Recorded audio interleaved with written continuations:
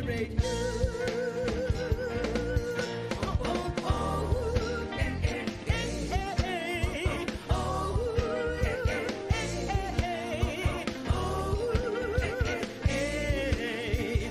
I say, we say, let's say, we celebrate you. Oh Lord, you heard my prayer. When darkness hid your face,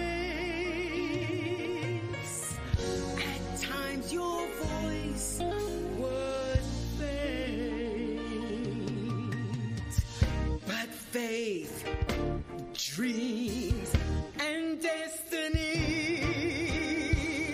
were still my guide. Oh, oh, oh, hey, hey.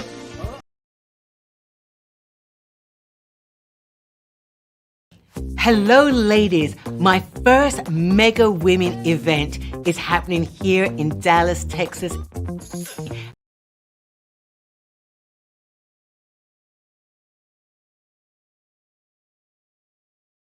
Hello, ladies. My first Mega Women event is happening here in Dallas, Texas.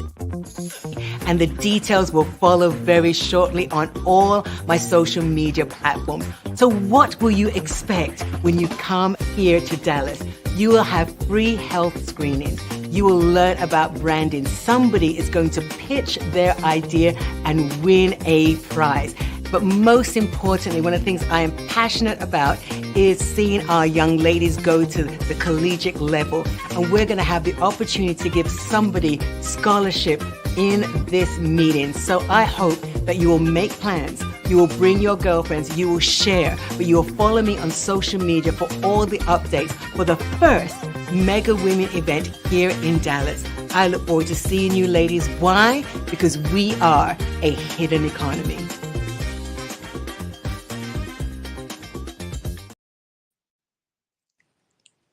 Hello, everyone. Thank you for joining me on this spontaneous Friday for International Women's Day. And what a better day to spend it with than look, the internationals are on. Hello. Hello, Ruth from Ghana. Hello. Yay. And hello, Miss Sheila. Thank you. And so this is spontaneous. I never do this on a Friday. And I reached out to my friends because we were supposed to be somewhere else getting together. And who better than to share this moment with than my dearest, dearest friend, partner in crime, ride or die, adventure, under pressure friend. All of the above. I think you might not have to turn up your volume, Catherine, but I'm so glad that Catherine's here to join me on this wonderful Friday for Women's History Month. Why? Because it is just so important to know what God is saying and what God is doing, and important to share and encourage you, because I know I posted, and I remember somebody saying it's never the good women that make history; it's the bad women that make history. And there's a good bad, and because that bad is can be translated, or in our case, Catherine and I interpreted as women with tenacity. And so women with tenacity make history. Women that take a leap of faith. Some of you that saw my post, women that take a leap of faith make history. Yes. And she's saying hello.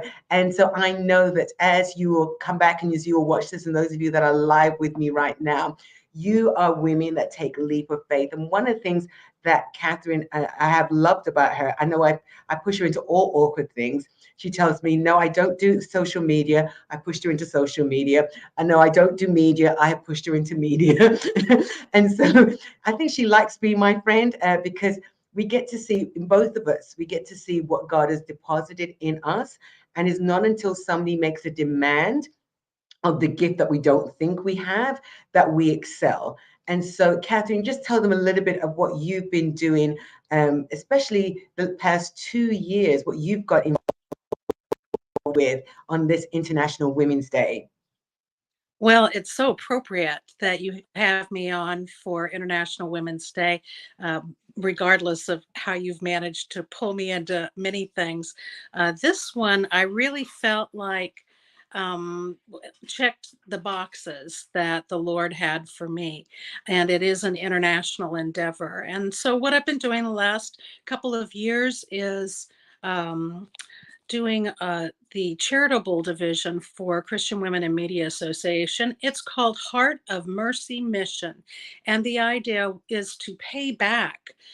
We've received so much in that association as women in media. And there are some, as we have traveled, we've realized internationally that women are not. They don't have the equity. We talk about equity here in the United States not being fair for women. Well, there's no there's no comparison, I would have to say, in what we have observed about women in other international countries. And so, part of my story is being a widow. The latest endeavor is addressing the needs of widows who have been very neglected over the years, over the decades, over the centuries. We, as widows in other countries, the abuse is horrific.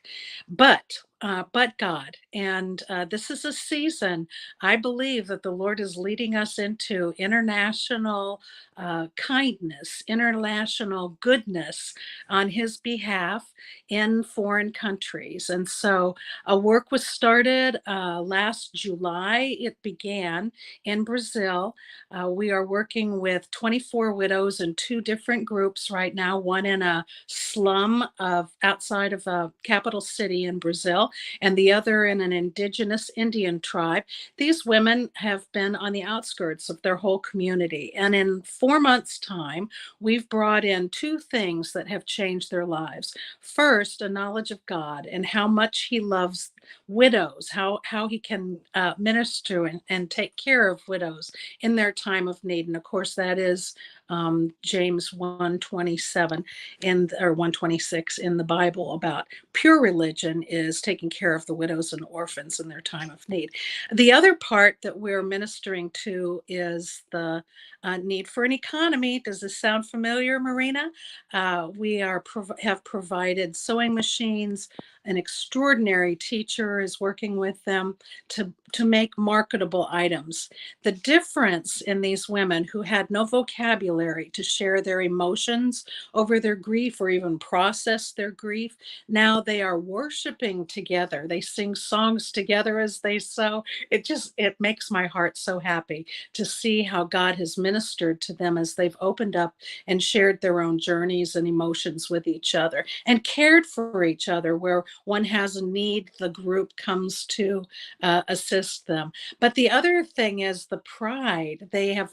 Some of them, and probably most of them, had never seen a sewing machine, and much less an electric sewing machine. And to have a teacher who is requiring excellence from them, and we polled the marketplace before we put this in place to see what would sell for them.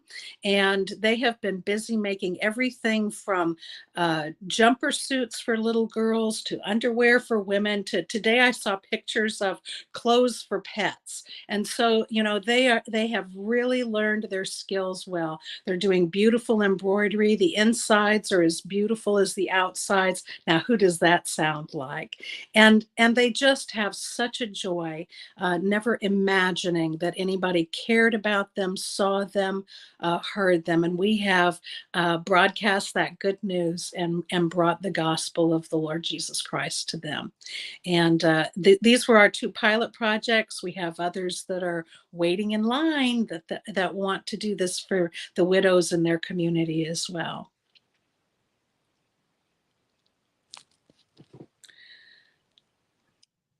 I love that you open up with showing goodness. I've forgotten the exact phrase that you said, showing goodness. And one of our phrases together when we talk is human kindness. It's so lacking in the world. But every time that I've heard you talk about this, Catherine, what has amazed me is that they live in a culture that don't let them express themselves, much less their emotions. And you and I are two just representing two ladies that when we get together, it's like, and we're able to not just express our spiritual, our friendship, our loss, our phrase is, as friends, if we labor together, we will reap together, right? Yeah. And that is on all fronts. And so just explain to us that when you guys sat down, share that when you sat down and these ladies are able to not just sow, but build a community where they express themselves openly for the first time. Yeah, this was an amazing part. The thing that we were really concerned about is that they wouldn't just walk away with an economy, but they would walk away with an eternal shift in their lives. And so when they went into the first day, the concept is called the talking circle, and they all sit in a circle so that they're on equal levels, and they are each given 2 minutes. It's a 45-minute program before they go to the sewing. Now, this was really clever because in some cultures, they don't show up on time, and they really needed the women at the sewing machines on time. And so they put this ahead of the sewing. And when they first walked in, the first day, they said, "Well, I'm not talking. I'm not talking." So the Mhm. teacher reads them a 5 to 8 minute story about one of the widows in the Bible and how God ministered to her need in the time. And then they're given a question, and it goes around the circle, and they each have, well, each woman had lots to say. I mean, you know how we are once we get started.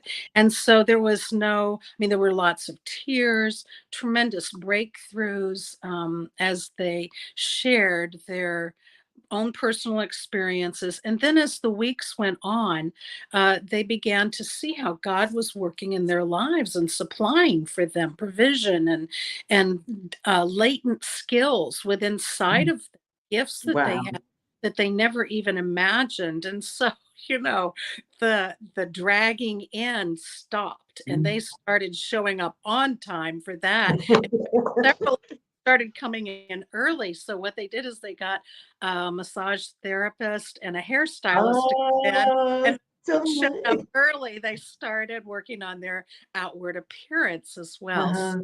I mean, it's been a process to Yeah. have identified what it was specifically that the Lord wanted us to be doing Mhm. with him, in partnership with him. And I tell you, I have never seen anything like the provision of the Lord for this, from Yeah. quality administrators, teachers, the Mhm. that I have to give the credit to Marley Speaker, who has been a lifelong missionary and goes into the back bush at, Mm. excuse me, ladies, 79 years old. So if you Wow. think old to be doing something for the Lord, think again. And Mhm. has endured a lot of things for, she says, I'll endure it for you if you all will just sit. So it has been a remarkable journey, lots of Yeah.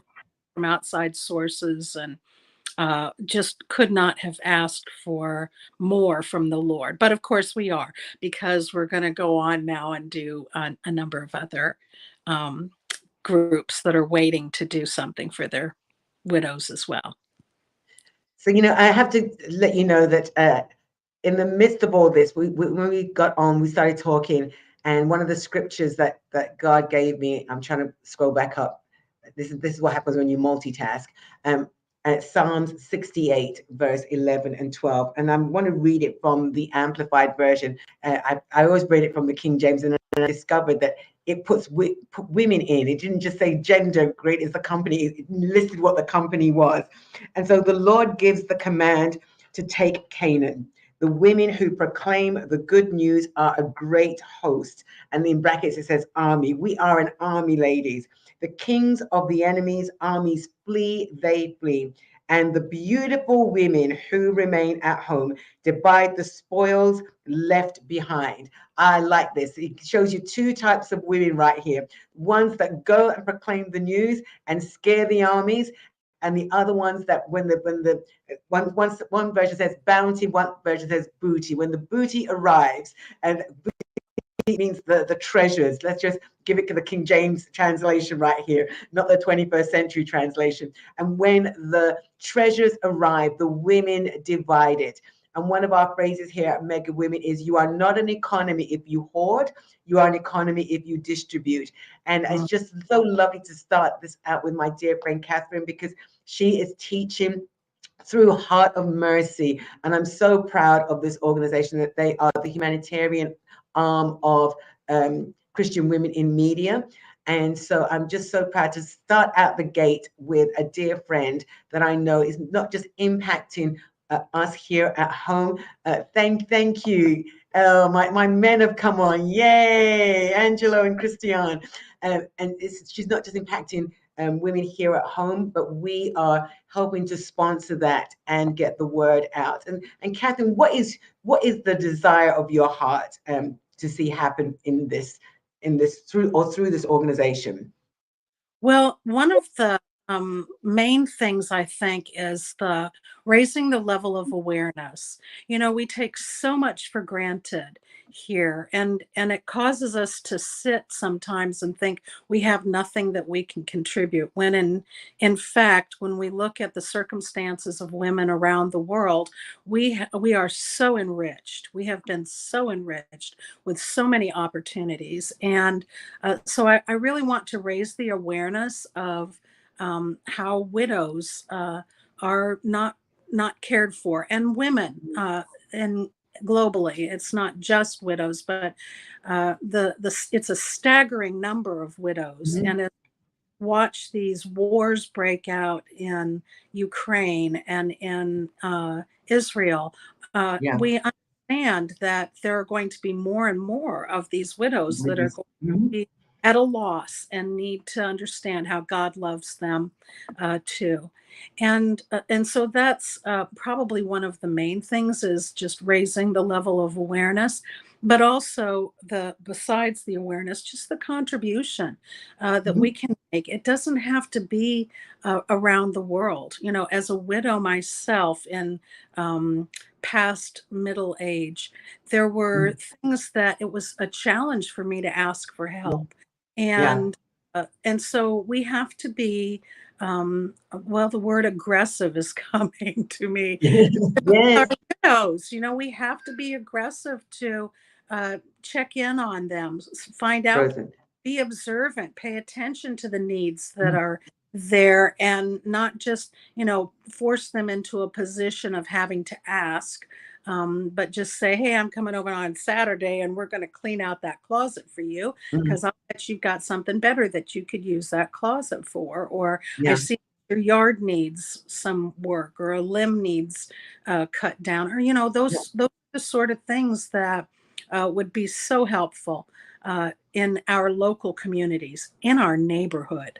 I would, in our neighborhood. And so, you know, the Lord calls us to minister as we go along. And so, you know, we really need to be looking at who's close to us. But if you have a desire, there's prayer. I mean, you know, prayer is essential in these kinds of endeavors when we're traveling internationally, because there are so many things, that principalities and powers that we don't even understand, operating on foreign territories traditionally. And so, you know, we really need the prayer. We need a lot of prayer. So. I took a sip at the wrong time. My throat's getting dry. The wrong time to take a sip. And that's fine. But, you know, again, I'm saying happy, for those of you that are just coming on, happy International Women's Day, and this is Women's History Month. So you're going to see a lot of pop-ups like this from me. I tried to make it known on Instagram, and Instagram said I talked too long, so it wouldn't post it. So, I'm just going to have to create a post that says, I'm going live now, and come over. But I'm just so grateful to you, Catherine. I know that this was a spontaneous moment. And thank you, Gary, for letting her do this. And thank you, everyone, for coming on. Please repost and reshare. There's an international woman that you know, or a woman locally that's doing things internationally. Please put her name in the comments so that we can highlight her. And if there's somebody that you know that says, Dr. Mina, you need to meet this person, you need to know this person, please put it in the comment or DM me so that I can have that opportunity of saying to them, hello, we celebrate you, we see you, and we celebrate you. Catherine, I want to say to you that I see you, I celebrate you. I see Marley, who's also part of the team, and I celebrate you all. And we at Christian Women in Media, on behalf of Christian Women in Media, we celebrate what you are doing, and let's just keep making history. Everyone that's watching, and includes you, our men, let's make history. Today could be the first day of a new past for us. I like that. That was in my thoughts the past few days, and I've just got to say today. Today could be the first day of your new past. And so when you look back, you can say it started from today. And I hope that what Catherine has said will inspire some of you, both young and old. It will inspire you widows and saying, I've got some time. Find somewhere that you can help, find someone that you can help. Most people need someone to see them and hear them, and we can start with one-on-one. Thank you for joining me. I want to let you know that we do have our women's conference coming up May 31st and June 1st right here in Dallas.